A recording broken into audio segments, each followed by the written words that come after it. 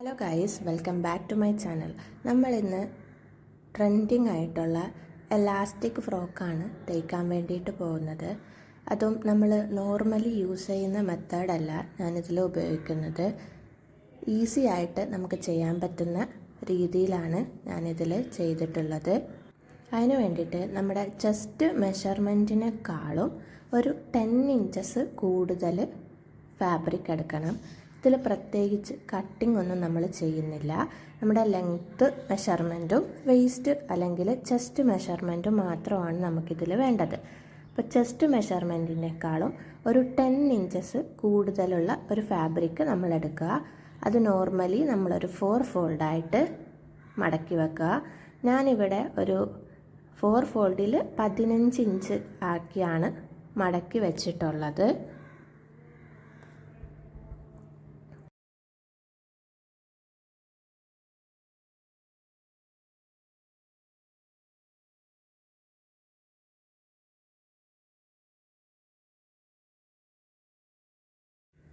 ഇനി നമുക്ക് ഇതിൻ്റെ മെഷർമെൻറ്റ്സൊക്കെ എങ്ങനെയാണ് അടയാളപ്പെടുത്തുന്നതെന്നാണ് നോക്കുക. ആദ്യം നമ്മൾ 1 ഇഞ്ച് അടയാളപ്പെടുത്തി കൊടുക്കുക. ഫാബ്രിക്കിൻ്റെ അറ്റത്ത് നിന്ന് 1 ഇഞ്ച് അടയാളപ്പെടുത്തി കൊടുക്കുക. അത് നമുക്ക് മടക്കി തേക്കാൻ വേണ്ടിയിട്ടുള്ളതാണ്. ഇനി ആ ഒരു പോയിൻറ്റിൽ നിന്ന് ഒരു 10 ഇഞ്ചസ് താഴത്തേക്ക് നമ്മൾ മാർക്ക് ചെയ്ത് കൊടുക്കുന്നുണ്ട്.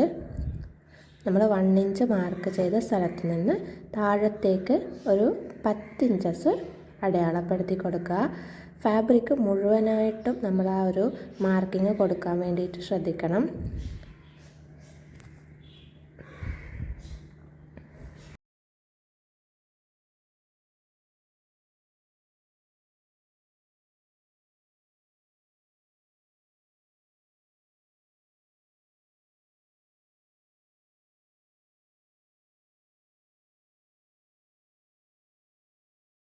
നമ്മൾ ഫുള്ള് ഫാബ്രിക്കിലും ആ ഒരു 10 ഇഞ്ചസും കൂടി മാർക്ക് ചെയ്തിട്ട് എടുക്കുന്നുണ്ട്.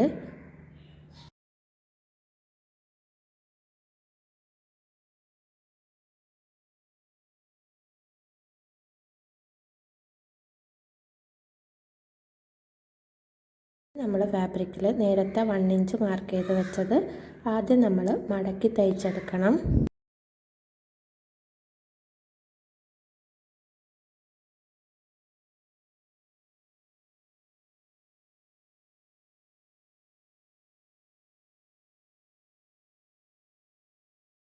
മടക്കി തേച്ചതിന് ശേഷമാണ് നമ്മൾ ഈ എലാസ്റ്റിക് സ്റ്റിച്ച് ചെയ്യാൻ വേണ്ടിയിട്ട് പോകുന്നത്.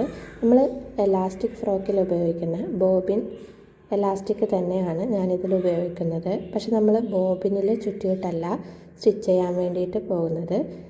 നമ്മൾ ഈ ഒരു സിഗ്സാഗ് സ്റ്റിച്ച് മെഷീനിൽ സെലക്ട് ചെയ്ത് വെച്ചിട്ടാണ് നമ്മൾ ഈ ഒരു എലാസ്റ്റിക് സ്റ്റിച്ച് ചെയ്യാൻ വേണ്ടിയിട്ട് പോകുന്നത്. ബോബിനിൽ ചുറ്റി തയ്ക്കുമ്പോൾ നമുക്ക് കുറേ സമയമെടുക്കും. ആ ബോബിനിൽ ചുറ്റാനായിട്ട് കുറേ സമയമെടുക്കും. എന്നിട്ട് അത് നമ്മൾ തയ്ച്ച് വരുമ്പോഴത്തേനും തന്നെ കുറേ സമയം നമുക്ക് നഷ്ടമാവുന്നുണ്ട്. ഇത് ആവുമ്പോൾ നമ്മൾ ആ ഒരു സിഗ്സാഗ് സ്റ്റിച്ച് വെച്ച് തയ്ക്കുമ്പോൾ നല്ല പെർഫെക്റ്റായിട്ട് കിട്ടുകയും ചെയ്യും. നമുക്ക് സമയവും കുറേ കിട്ടും. സോ നമ്മളിതാ ആ ഒരു മെഷീനിൻ്റെ സെൻറ്ററിൽ നമ്മുടെ ഫൂട്ടിൻ്റെ സെൻറ്ററിൽ മെഷീനിൻ്റെ ഫൂട്ടിൻ്റെ സെൻറ്റർ ഉണ്ടല്ലോ, അവിടെ നമ്മൾ ഈ ഒരു ബോബിൻ എലാസ്റ്റിക് വെച്ചിട്ട് വലിച്ച് പിടിച്ച് നമ്മൾ എങ്ങനെയാണോ എലാസ്റ്റിക് തയ്ക്കുന്നത് അതേപോലെ തയ്ച്ച് വന്നാൽ മതി. നല്ല പെർഫെക്റ്റായിട്ട് തന്നെ നമുക്ക് തയ്ച്ചെടുക്കാൻ വേണ്ടിയിട്ട് പറ്റും. നമ്മൾ തയ്ക്കുമ്പോൾ ഒരു കാര്യം ശ്രദ്ധിച്ചാൽ മതി, നല്ല വൃത്തിയിൽ നമ്മൾ വലിച്ച് പിടിച്ചിട്ടുണ്ടാവണം.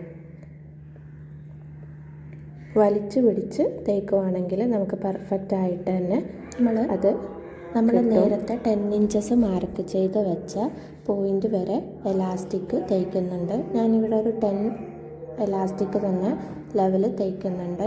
ഓരോ ഇഞ്ചസ് വെച്ചാണ് നമ്മൾ തയ്ച്ചെടുക്കുന്നത്. ഇതാ കണ്ടോ, നല്ല പെർഫെക്റ്റായിട്ട് തന്നെ അത് വന്നിട്ടുണ്ട്. ഇനി നമുക്ക് ഈ ഫാബ്രിക്കിൻ്റെ 2 അറ്റവും ജോയിൻ ചെയ്തിട്ട് എടുക്കണം. ഇതിൻ്റെ ബാക്ക് സൈഡ് ഇങ്ങനെയാണ് ഉണ്ടാവുക. നമുക്ക് 2 അറ്റവും ജോയിൻ ചെയ്തിട്ടെടുക്കുക. ഇതാ നമ്മൾ രണ്ട് സൈഡും ജോയിൻ ചെയ്തെടുത്തിട്ടുണ്ട്. ഇത് നിങ്ങൾക്ക് ഇങ്ങനെ തന്നെ സ്കേർട്ടായിട്ടും ഉപയോഗിക്കാം കേട്ടോ. പക്ഷെ നമ്മളിവിടെ ഒരു ഫ്രോക്ക് ചെയ്യുന്നത് കൊണ്ട് രണ്ട് സൈഡിൽ നിന്നും നമ്മളൊരു 3 ഇഞ്ചസ് മാർക്ക് ചെയ്യുന്നുണ്ട്. സ്ലീവിന് വേണ്ടിയിട്ട് രണ്ട് സൈഡിൽ നിന്നും നമ്മളൊരു 3 ഇഞ്ചസ് മാർക്ക് ചെയ്തെടുക്കുക.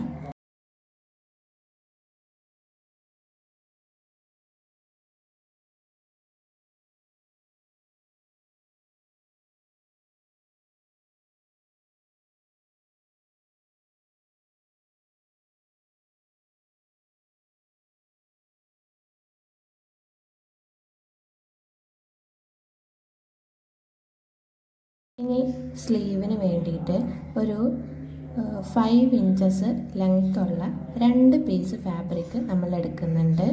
ഞാനിവിടെ ഒരു കെട്ടുടുപ്പ് പോലെയാണ് ചെയ്യുന്നത്. നിങ്ങൾക്ക് വേണ്ടാന്നുണ്ടെങ്കിൽ രണ്ട് സൈഡും ജോയിൻ ചെയ്തിട്ട് എടുത്താൽ മതി. ഇനി നമ്മളത് ഫ്രോക്കിൽ അറ്റാച്ച് ചെയ്ത് കൊടുക്കുക. നമ്മൾ നേരത്തെ മാർക്ക് ചെയ്ത് വെച്ച ആ ഒരു 3 ഇഞ്ചസ് നമ്മൾ മാർക്ക് ചെയ്ത് വെച്ചില്ലേ, അവിടെ നമുക്ക് ഈ സ്ലീവ് അറ്റാച്ച് ചെയ്ത് കൊടുക്കണം. അതിന് വേണ്ടിയിട്ട് നമ്മൾ കട്ട് ചെയ്ത് വെച്ച പീസ് രണ്ട് സൈഡും മടക്കി തേച്ചെടുക്കുക.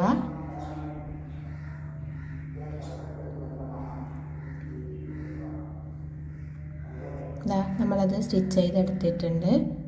കുട്ടികൾക്കൊക്കെ ഇടുമ്പോൾ നല്ല ഭംഗിയാണ്. ഈ ഒരു സമ്മറിലൊക്കെ നല്ല കംഫർട്ടബിളായിട്ടിരിക്കുകയും ചെയ്യും. എല്ലാവരും ഒന്ന് ട്രൈ ചെയ്ത് നോക്കുക. എന്തെങ്കിലും ഡൗട്ട്സ് ഉണ്ടെങ്കിൽ കമൻറ്റിൽ ചോദിക്കാം കേട്ടോ.